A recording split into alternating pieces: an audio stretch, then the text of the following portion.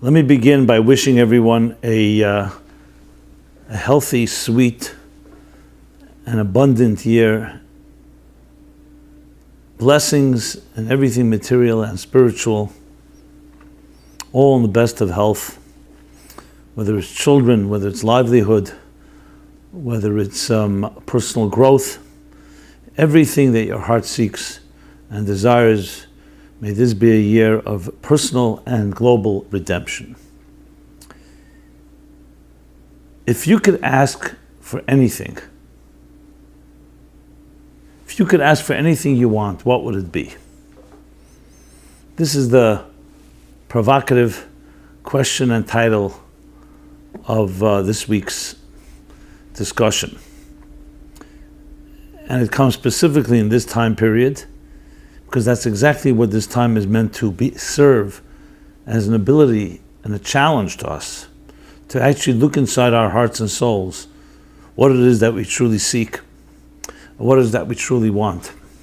Because the knee-jerk reaction most people would have to the question would be either something that satisfies our instant gratification, something that is an immediate need, most likely a fleeting, symptomatic request based on the circumstances of that moment. But I ask you to think about the question, to deliberate on it, to give it some serious thought.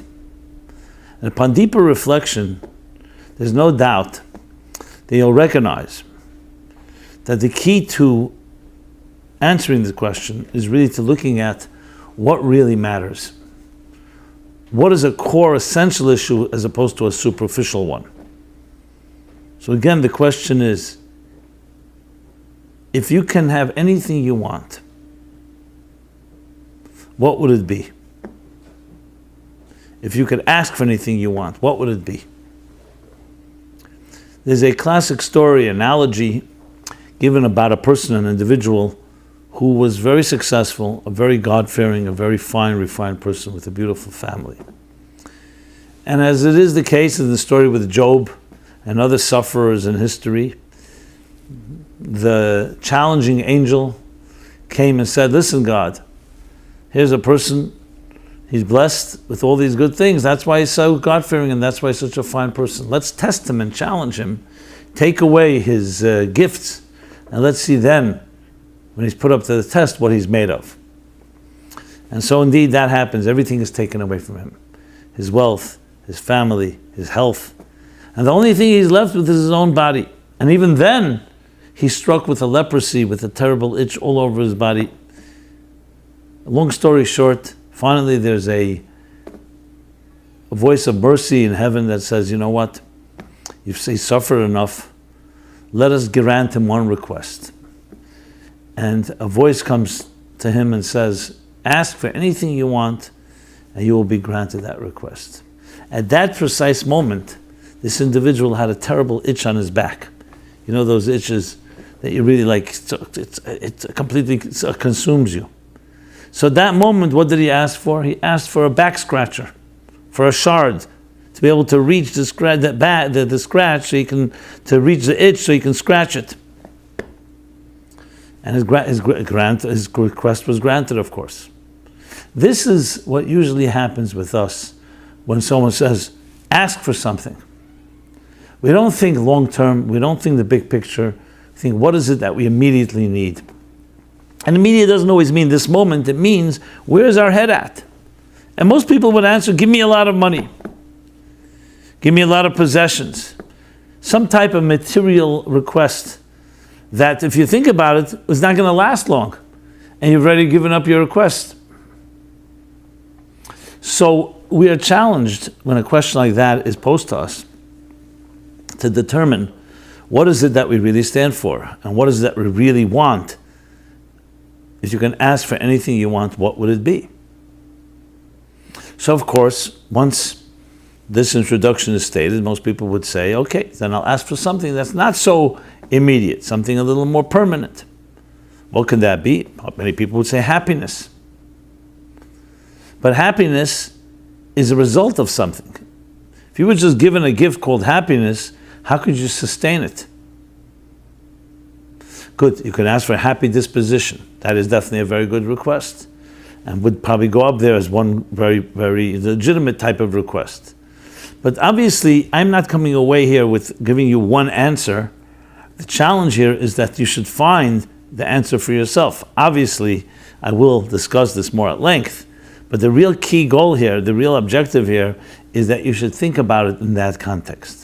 The fact remains, as statistics show, and many studies show, if someone is offered $100,000 over the next 5 years, or $10,000 right now, meaning it won't be paid out over 5 years, they will request for the immediate. Even though it's $90,000 more, but it's down the road.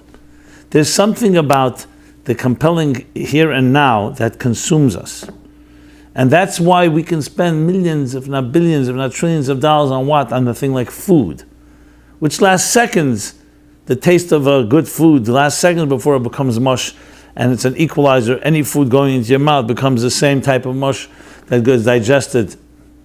And yet, what will we do for that moment? And the same thing with other pleasures.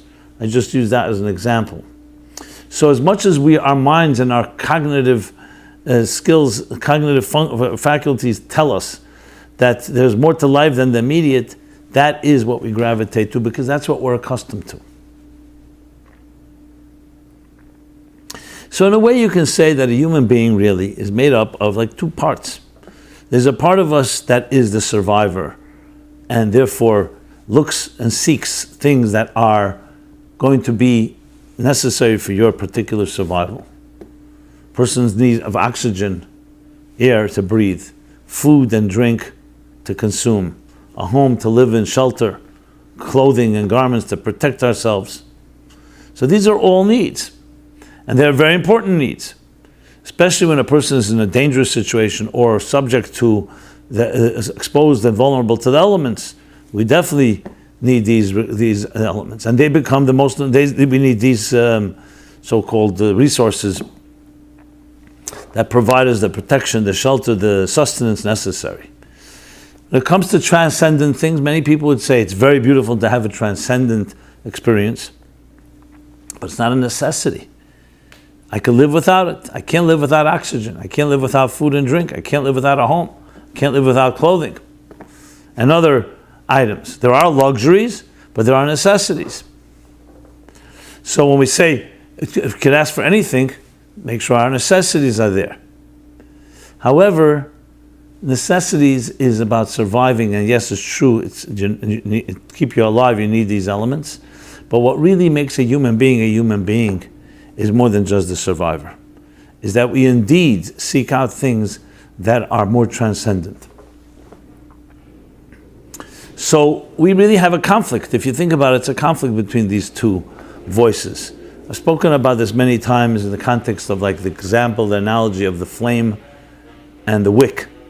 When you look at a flame and a wick, you have the closest approximation to the struggle and the battle between the tug of material life and the gravitational pull that draws us down like the wick, and the transcendent voice, the restless transcendent voice of the spirit and the soul that licks the air, that wants to go upward, that expires.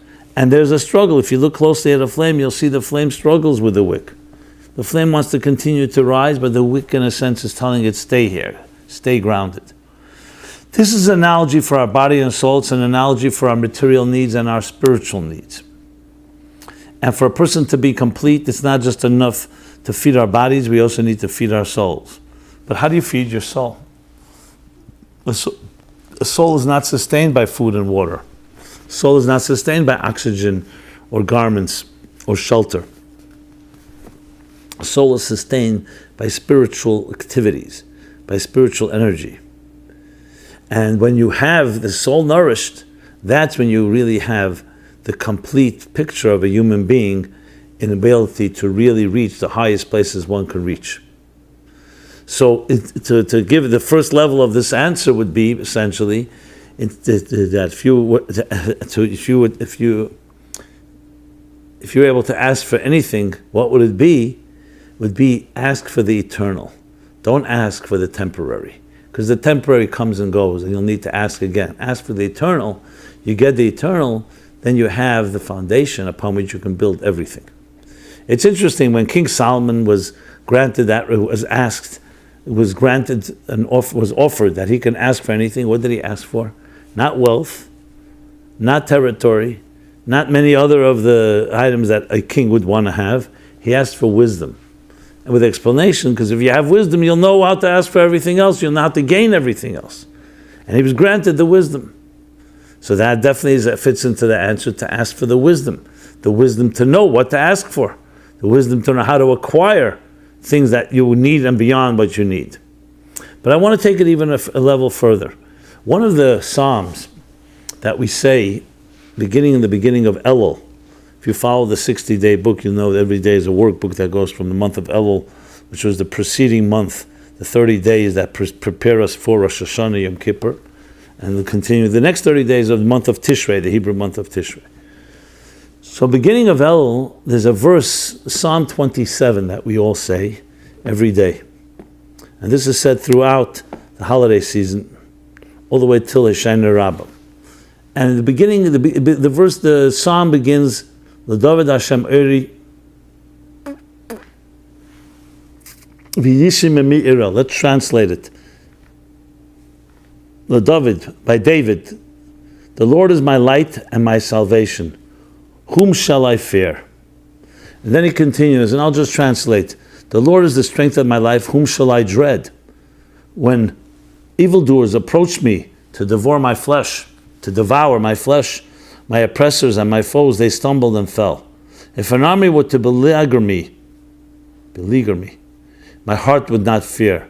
If war were to arise against me in this, I trust. And then continues, and this is the key verse I want to say. Acha sha'alti me'es Hashem, oisa avakesh, shifti bebeis Hashem kol yemei chayei, lachzes b'noyim Hashem levat ker behechole. Translated. One thing I've asked of the Lord that I seek, that I may dwell in the house of the Lord all the days of my life, to behold the pleasantness of the Lord, and to visit in his sanctuary. And then continues to speak about how this power allows us to face any adversity and any challenges that may come our way. The key thing here is the one thing I have asked the Lord, and he says three things. This I seek, that I may dwell in the house of the Lord all the days of my life, that I may behold his pleasantness, and that I may visit his sanctuary. What is the difference between these three expressions, and what in general does it mean, one thing I ask? Well, above all, it comes to tell us where true confidence and security comes from. And let's talk about that, confidence and security. Ironic to me, always whenever I think of financial securities, they call it security. The prudential rock. Security, meaning build your secure nest egg, which is your finances, so you'll have enough in your retirement, you'll have enough to live by. It's a fundamental principle in Western society and Western civilization. But think about it. Can something that itself is not permanent give you security? Would you trust a stone or a rock or a ship that's subject and vulnerable to the elements or to the waves to provide you this eternal security? And yet that's exactly what we're saying. Financial security is providing you security when it can provide, yes, it can provide you the ability to buy things, the ability to protect yourself from things, the ability to travel, the ability to run if you need to, God forbid, but the bottom line, the ability to survive. But is it really security, or just being able to make it in a hostile, difficult world? Comes King David and says the real secret to security has to come from something that's eternal. If you can hold on to something eternal, something that's everlasting, then you know that you can stand on that forever and ever. And this is the three things he says. It is, number one, to dwell in the house of the Lord. We'll discuss the details in a moment. Number two, to behold. Lachzis. Lachzis means more than just behold, to you can almost say revel, Lachzis means to see, behold, but in a profound way of seeing something, in the pleasantness of the Lord, and finally to visit his sanctuary. So all three of them have one thing in common, and that is it's not man-made. It's something based on the Lord, something godly, something divine, which means it is not subject to the vicissitudes and to the changes and shifts of an eroding, deteriorating, aging, mortal world. And that's why it provides such security. So when you're looking for the ability to be able to prevail over everything, you need something that's more and stronger than where the problem originates from. You cannot solve a problem from the same place where the problem originates from. So by going towards, it says, one thing I ask, one thing I request, by going to the house of the Lord, which means to dwell in a place that is eternal, that eternity provides us with the security, provides us with the confidence, provides us with the fortitude necessary to deal with any given challenge. And that's the key difference between symptoms and roots. When a person had that scratch on the back and he asked for a back scratcher, he was dealing with a symptom. He has a back scratcher, and now he dealt with the itch, and then the itch goes away. What do you do then? However, if he were to ask, for example, for his health, then he wouldn't need a back scratcher. The health automatically would become healthy. His body would become healthy. He wouldn't have any more itches. Not today, not tomorrow, not forever. The same is when it comes to our lives. Once we become programmed and we become conditioned by this world, when someone asks you something, you are going to address it from your perspective at that given time. To be able to step back and say, 1 second, let me take a bird's eye view and determine whether really that's what I really need right now is very rare and very difficult to do. Because we're accustomed to our approach, where you go for your needs, whether it's groceries or, as I said, the different type of needs that we have. Each person has our places we go to. But comes a time of the year like now, when the new cycle of energy, the new cycle of life begins with the beginning of the year, Rosh Hashanah, and leading up to the holy days of Yom Kippur, when we reach the essence of all of reality. This is an opportunity to revisit the question, and revisit our routines, and revisit the things we would naturally gravitate to, and come to recognize this achashalti. The one thing that we request is the element of an eternal foundation, something that gives my life eternal meaning, something that gives me eternal drive and purpose, which can ride out and ride over and ride through any given challenge, any wave that comes our way. And there are three expressions: the dwell, the beholding, and the visiting. What is the difference between the three? So to dwell means where a person dwells in something. It means like a dwelling, a home. You enter into it internally. This becomes your place, your domain. Dwell is more than just visiting. It's something temporary. It's dwelling. It's a dwelling place.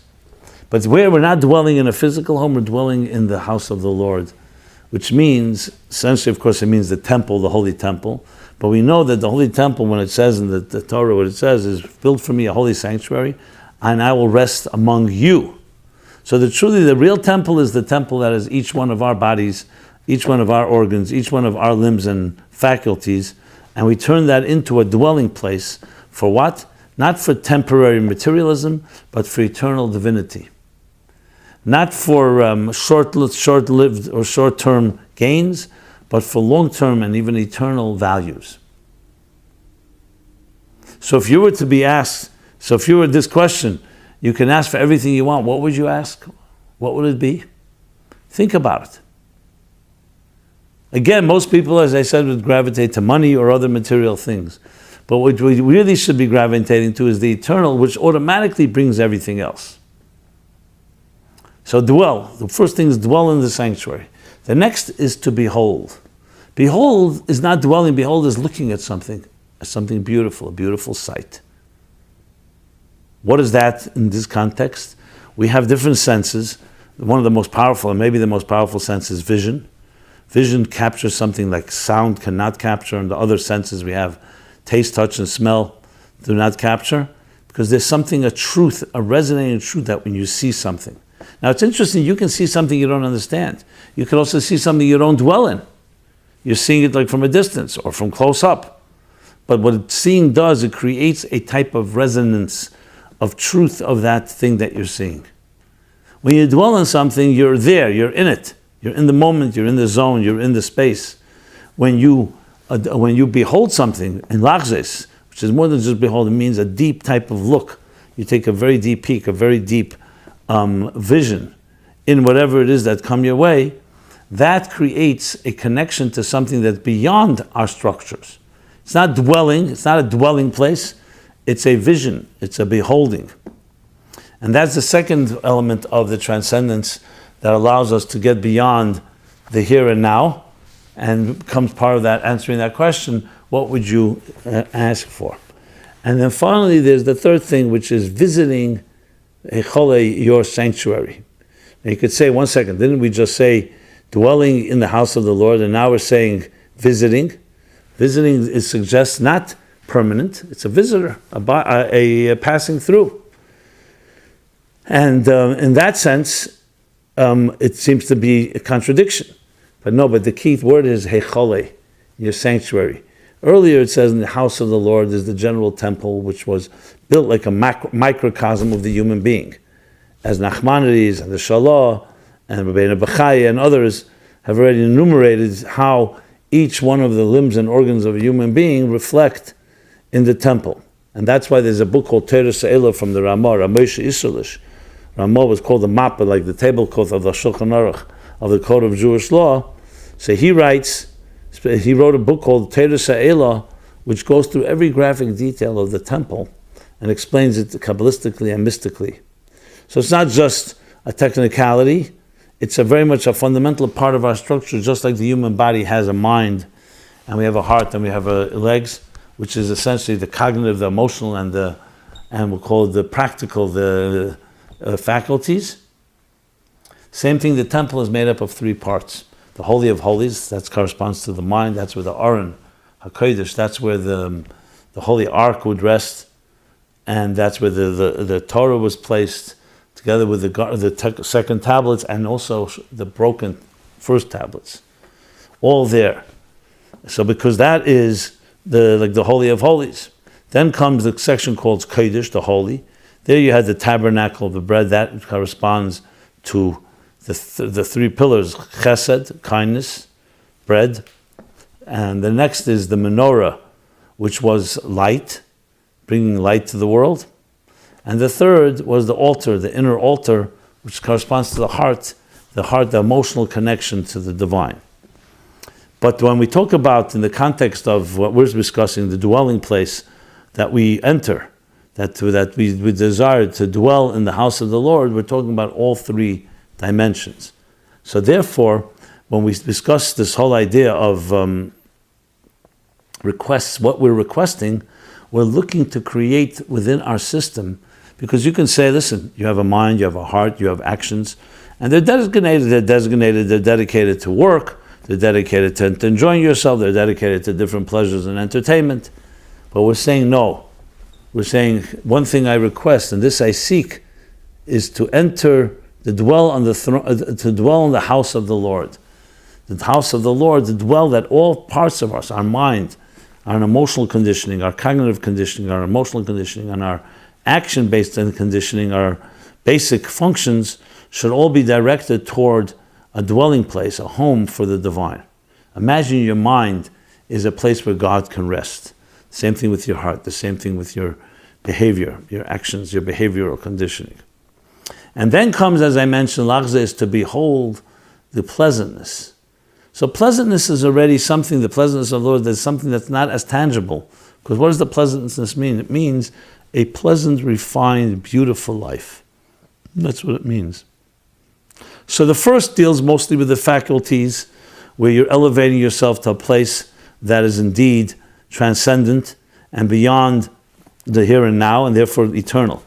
But the envisioning or beholding, the pleasantness is bringing a certain beauty and life, a beauty and the refined qualities into your life.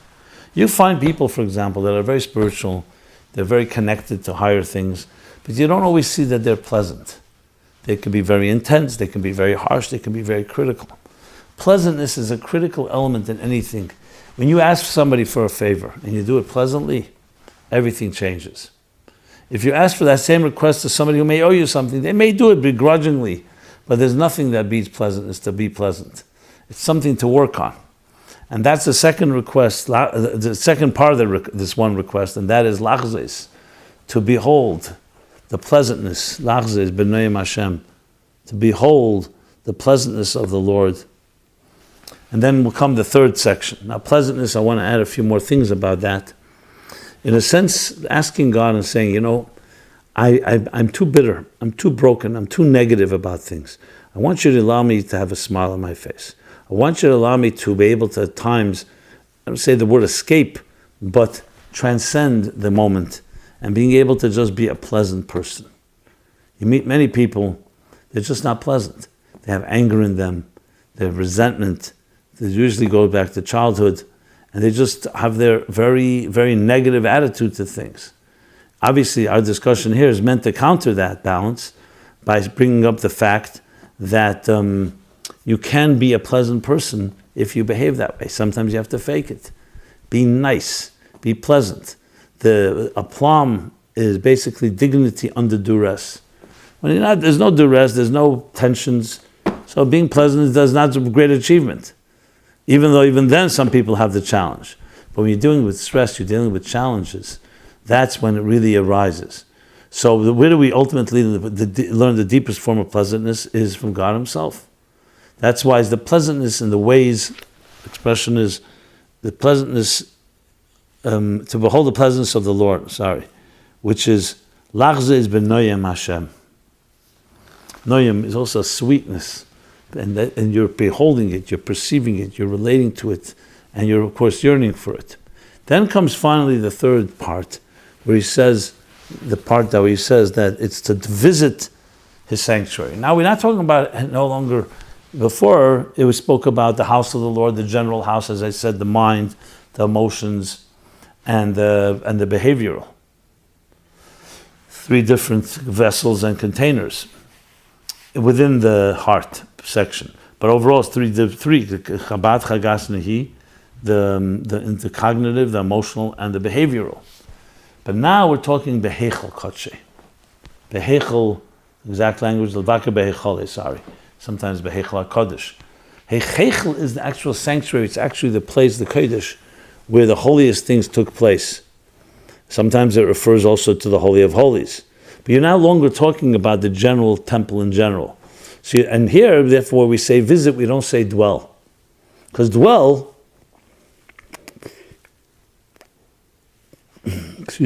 dwell indicates a permanence, a dwelling place, a dira. Levake means to visit. And visiting indicates that this is something where we can't really dwell in because it's beyond us. You can visit it, you can watch it, you can learn from it, but you really cannot. You cannot internalize it and make it part of your home. It always remains something beyond you. That's why you're visiting it. So there goes the three different expressions. All are meant to answer this question. If you were able to ask for anything, what would it be? It would be these three elements: to dwell in the house of the Lord, to behold his pleasantness, and finally, to visit the Heichel. So dwell, behold, or see, and visit is basically three dimensions of any real experience. So in that sense, what you have here is direct verse that we say these days, and if we said it and took it to heart, it would actually be the key to the salvation of our personal lives and our collective lives, as Maimonides explains in these chapters, that Besev Galusan, the end of exile, we're promised, the Torah promises, that every Jew will do tshuva, and they will immediately go into redemption. Well, how could it be immediate? What about all the challenges around the world? Because remember, we are midgets that stand on the shoulders of giants. So whatever was accomplished, we can only accumulate and build from there, grow further. That's why it goes into that element that it prepares us for whatever this holiday brings. Now I know that many of us have different challenges, And it sounds very nice to be able to speak and sit here and speak about these higher experiences. But how do I deal with it? I basically I'm worn down. I'm challenged by so many different elements, family members or other work, just preparing the meals and so on.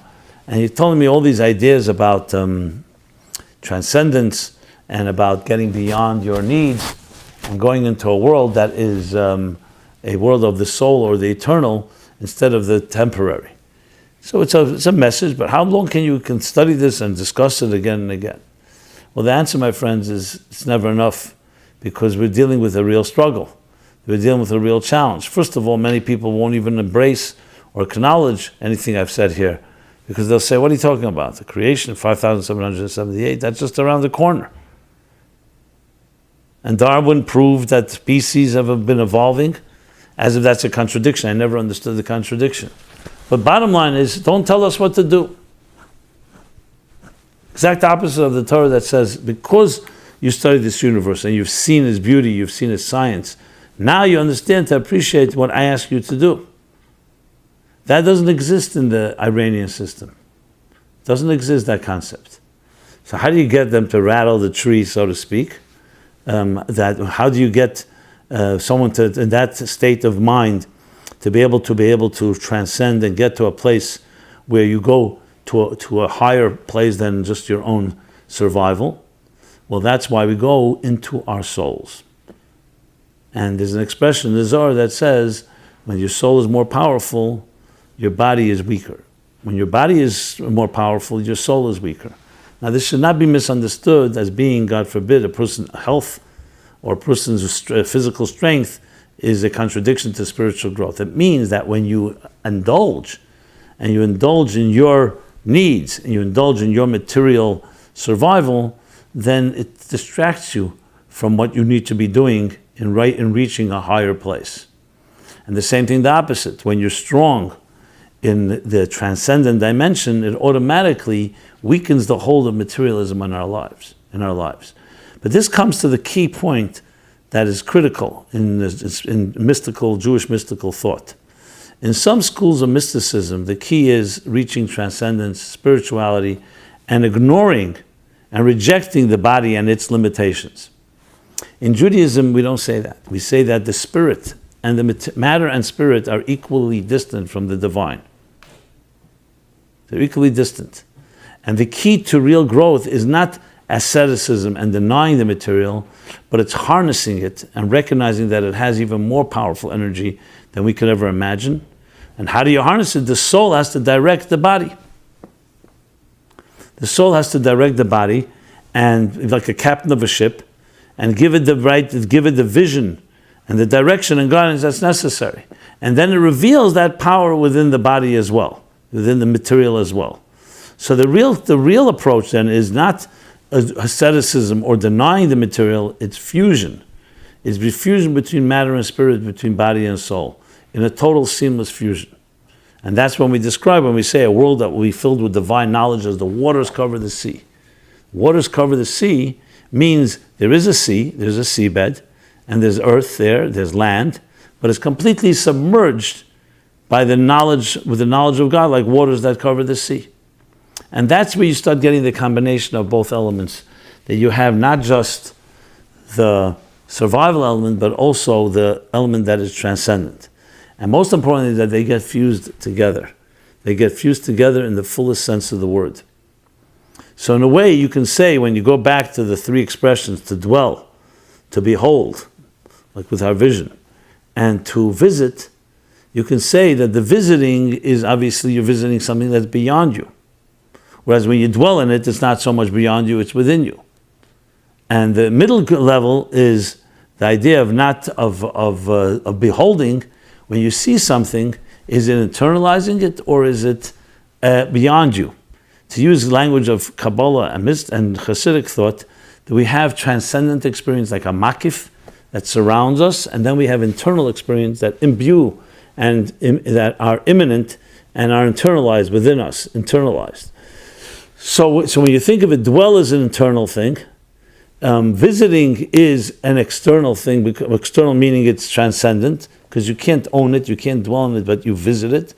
And the way you could say in between is the concept of beholding with your eyes. Because when you look at something, on one hand, it's not internal. You look at it, you're seeing the reflection of the light on the item, and that in turn reflects back to you so you can recognize what it is. It's really more or less light energy. That's what vision is all about. On the other hand, you can be affected by something that you see visually that can totally transform you. That's the power of vision. Hearing something has a certain depth and power to it, but at the end of the day, it does not have that same element of resonance. When you see something, it can hypnotize you. It consumes you. Listening, you listen piece by piece by piece. A vision, you may not understand, you may not be able to listen to it, but you can experience it in a very powerful way because the concentration of the transcendent energy is entering the immanent reality. So in that sense, in that sense, you're having like an in-between. So you have transcendence completely, that is the visiting in the sanctuary. You have immanent energy, which is dwelling in the house of the Lord. All of my days, focus on days as in time and space with the structure of days. And then you have the in-between level, which is essentially the visualization or beholding, lachzes, b'nei Hashem, the pleasantness of God, where on one hand it's seeing it, on the other hand it affects you deeply because it can resonate. It's not just a superficial sight. So there you have three elements in addressing what transcendence truly is. Now for each one of us, we all have our challenges and each one of us has our difficulties. And it's very difficult, as I said before, to get out of your routine.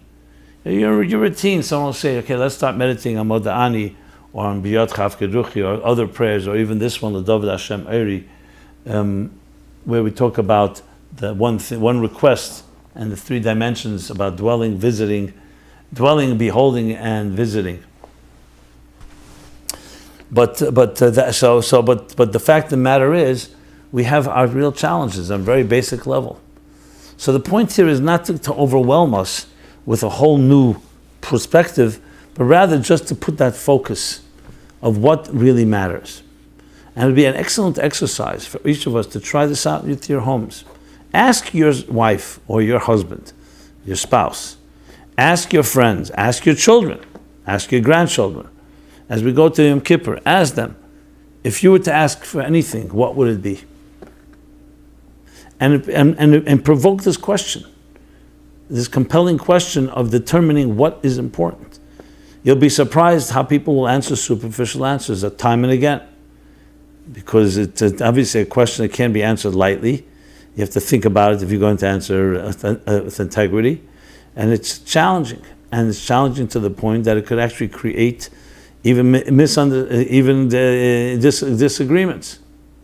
But yet, it's a light at the end of the tunnel. It's good disagreements because it will lead us to really recalibrating, or I would say revisiting our mission and our calling in this world. And that's, of course, the key objective as we stand in this period in time. Because if you think of it like an analogy, and I've shared this analogy based on the Hasidic writings of the Mittler Rebbe, the second Chabad Rebbe, where he uses the expression, the analogy that these 10 days between Rosh Hashanah and Yom Kippur are like Kiruv, Dirsh Hashem b'matzu karuv b'yesei karuv. Beseech, call out to God when He is to be found, and Karuah, and call out, Dirshu, which means beseech God when He is to be found, and call out to God when He's close.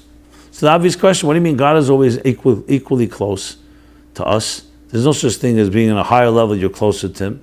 In many ways, we're even closer because the real purpose of it all is not, as he says in Tanya in chapter 36, is Hoyel Lahem Yeridim, the higher worlds cannot be the purpose because they're a descent from even higher worlds than them. So you have to say the purpose is a place where you don't have any qualities at all. And that's the ultimate goal, that to reach a place like that. So even in all the days of my life, to reach a place to create a dwelling place. But we also want to be able to have an experience that is also transcendent. So pose this question to your family. Have your children answer. Give them an incentive. Give them a holiday gift or prize or an award. And if we did something like this, all of us, it would just, if nothing else, reframe our questions and our priorities in life. You'd be surprised how many people's priorities have nothing to do with anything eternal. They're all temporary, they're all childish, essentially. So it's one thing a newborn, one thing in early formative years. But as they grow, how we train them in that regard is going to determine how they answer this question, that if you could ask for anything, what would it be? Unfortunately, I did do the tests, and unfortunately what I discovered is most young people either look at you incredulously, like where you're coming from, it's completely off the wall, or they don't have an answer because they're busy with other things. So this is a great question, especially as we stand in these days, and it's provocative, and it's also in a way appealing, because it's an interesting question to ask people. What would it be that you would ask for? You know, I could say, I guess it's like a twin sister, a twin cousin to, not twin cousin. It's like a twin to the question that what mark would you like to leave? If you could make a mark in this universe, what would it be? Would it be helping people? Would it be creating something? What would it be like? So these two questions go hand in hand of what, if you had a request, if you could ask something, what would it be? And what would you like to make, what mark would you like to leave in this universe? That helps you defend and identify where your skills are and where you'd like to put your passion. And then act on it. People ask, it's a new year, how come I don't feel new energy? New energy needs containers. It needs somewhere to rest its laurels. It needs somewhere to be internalized. So you could have the most brilliant speech, you could have the most brilliant class, you could have great inspiration, but you need it to be grounded. And hence you have the grounding of the different elements in this season that are all meant to take transcendence and bottle it in a way that we can identify with it, we can experience it. So try it out. Try talking about this question with your children, with guests, with others, in a very pleasant and kind way, and you'll be surprised what you'll find.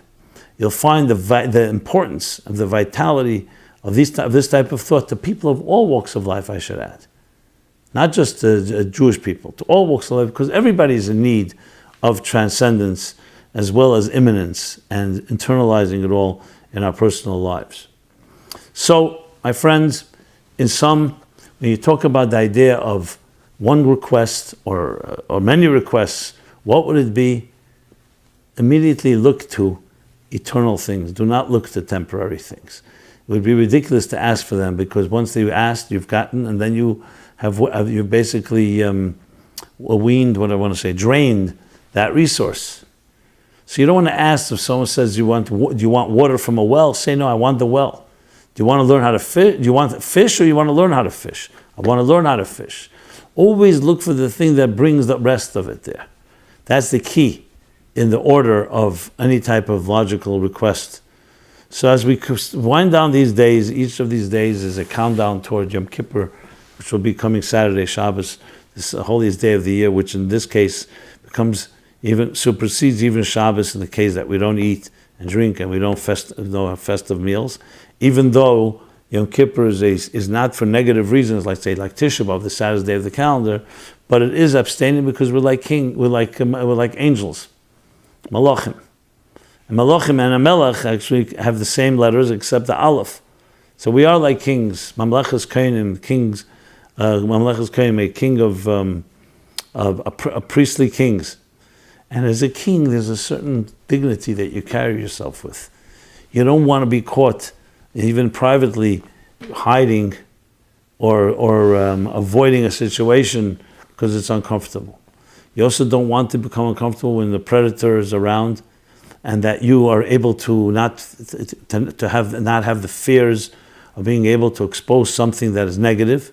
That's all part of the process of taking something the negative and looking at it straight in its eyes. Because adversity, as he says in this psalm, is what is overcome by the foundations when you stand on eternal foundations. We have too many negative things in our lives, and you don't want to, even though you need to clean up the dust, you don't want to become a dust collector. You want to clean up the dust, so in order to reveal the deeper eternal elements within you. So in a sense, there's two stages to the process in these days. The one is to look at the things that are negative, but not to be consumed by them, and recognize we're connecting to a request that connects us to the things that are eternal. As I've discussed many times, when you dedicate your life to something eternal, you become an extension of that eternity. If you dedicate your life to your own success, you may be driven and you will be successful, but it will always be commensurate to your own limitations. So our real goal is to have the connection to something that is beyond each one of us. And hence, God should bless every one of you. Then when you do ask that question, and you should ask that question, but ask it correctly, and you will find that you will get answers that are commensurate to your request. Ask for a shard, for a back scratcher, and you may get that request fulfilled. Ask, however, for something that is beyond, something that is eternal, that gives you something that will last with you forever and beyond, then that becomes your reality. And this includes, of course, expanding our minds and our hearts and our souls and our spirits and our faculties to much broader horizons. So Yom Kippur is a day when we connect to the essence. I mentioned before the flame. The flame gets closer to its source. Think of it like an orbit. And when the flame gets closer to the source, it begins to lick, gets closer, like they hug each other, the two flames. But this, in essence, is what we've been discussing. It's the point that you really come to connect, not so much you know and understand every word in the prayers that you say, but rather you come to connect to the core of who you are. And that is to dwell in the house of the Lord, to behold His pleasantness, and to visit His sanctuary, His innermost sanctuary, which is only possible through a visit, not through dwelling. And when you combine all these three things, it really affects us, because we're so distracted, as I mentioned, by the things we see, hear, taste, touch, and smell, but especially the visual. And that's why it's so important, Lachzis b'nei Hashem, to look at the visual, to look at the beauty of the universe, the eloquence, the exquisiteness of how the universe was created. Lachzis b'nei Hashem. Levakar, and then to visit Heichel Kodshe, which is the inner sanctum, which is a critical element, of course, in reaching the ultimate essence of everything that exists. So, I want to conclude as I began. We are coming to the days of the holiest day of the year, when Moses finally prevails over God to forgive the people. And it was a horrible sin, very premeditated, called idolatry. So if that can be forgiven, anything can be forgiven.